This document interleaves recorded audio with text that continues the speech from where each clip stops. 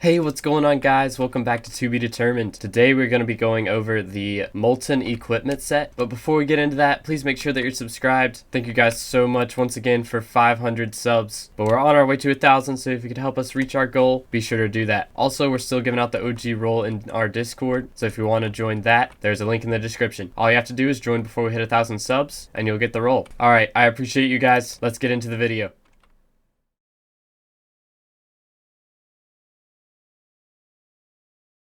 Alright, so today we're going to be talking about the Molten Set, how you get it, and if it's any good. So to start off, we'll talk about how you get it. You actually get this set from the Kudra fight, which makes sense because its tiered bonus is giving damage resistance against Kudra. But the really good part about these, besides the damage resistance while in Kudra, is you'll notice it has 20 strength, 30 health, and 20 defense on every single piece. So that's a total of 80 strength, 120 health, and 80 defense if you wear the whole set. Now, with other pieces that I'm wearing right now, like the brown belt and the gauntlet of contagion, you get much less stats. You can see I don't get that much strength or defense or even health from a lot of these. Plus, a lot of these have strengthened on them already. But this will increase your damage by quite a bit if you decide to wear it. Now, my normal loadout is going to continue to have the brown belt, and once I get it, the black belt, as well as the gauntlet of contagion. But I think I'm actually going to swap out my cloak and my necklace for the molten cloak and necklace, just for that extra strength, health, and defense bonus. Now, if you decide that the abilities aren't good enough and you find another piece of armor that is good and you like that ability better, then feel free to swap it out. But as for me, I'm going to stick with these two because they have really good stats. So let's try on the whole set for now. Like I said, normally I'll have the brown/black belt and the gauntlet of contagion, but for now we'll try on the whole set and see what our damage is. I'm going to be using my heroic AOTE with a griffin pet right now because my fabled Reaper Scythe actually has fabled on it, so its damage will vary, so we want to see consistent numbers out of this. Alright, so our first attack does 45,112, 45,158, 45,249.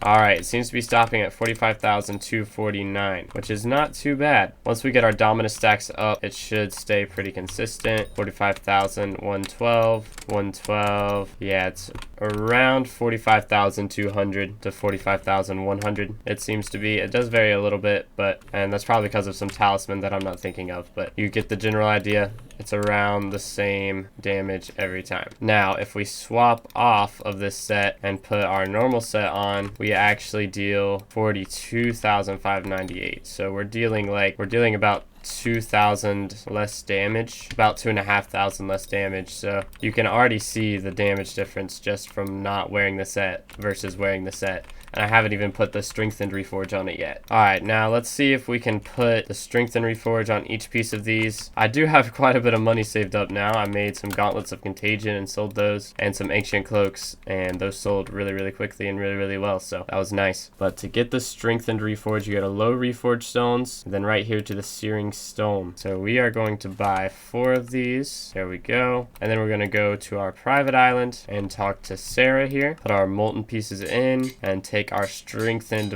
molten pieces out. There we go. Boom. Full strengthened molten set. Now let's try this bad boy on. That's going to be an addition of 20 extra strength. Now I do deal a bit more damage now because I got my strength and my crit damage to be a bit closer because I finally got all of the magma urchins that I needed to get that power stone. So we now have the hurtful power stone, which you can see the stats right there. 101 strength, 406 crit damage, and a lot of bonus attack speed. So now let's go back to the hub and see how much damage we do with the strengthened reforge added. Oh wow, we deal like 1,000 extra damage. That's actually huge. Now let's see how it compares to with our fabled Reaper Scythe.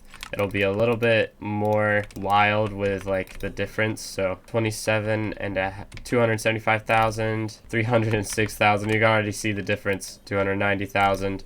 It changes so much with the Fabled Reforge. 304, 319, 302. Wow, we are like consistently doing a really good amount. The lowest I've seen is about 275,000, which is pretty low, but it increases by up to 25,000 damage. So it seems like the average is about 300,000 damage based on what I'm seeing, maybe 290 some damage. But let's see how it is with our our new Molten Set. That was with a Vanquished Magma Necklace, Gas Cloak, Brown Belt, and Gauntlet of Contagion. This is with our full strengthened Molten Set, 300,000, 346,000. Wow, you can already see that is a lot more. It seems to be averaging out at around 330,000, so that's like a good 30,000 damage increase. The lowest I've seen was about 309,000 in these last few hits. Maybe it's about 310,000 average, but still, that is a really good average increase. But the main reason that you're going to want this set is, of course, for the tiered bonus. When you have all 4 pieces on, you gain 15% damage resistance. When you have 3 pieces on, you gain 10%. 2 pieces on, you gain 5%. 1 piece on, you also gain 5%. So there's no difference between wearing 1 and 2. The difference starts at 3 and 4. That's when you get more based on the tiered bonus. So the main thing that I would like to see implemented next is an addition to the wardrobe, because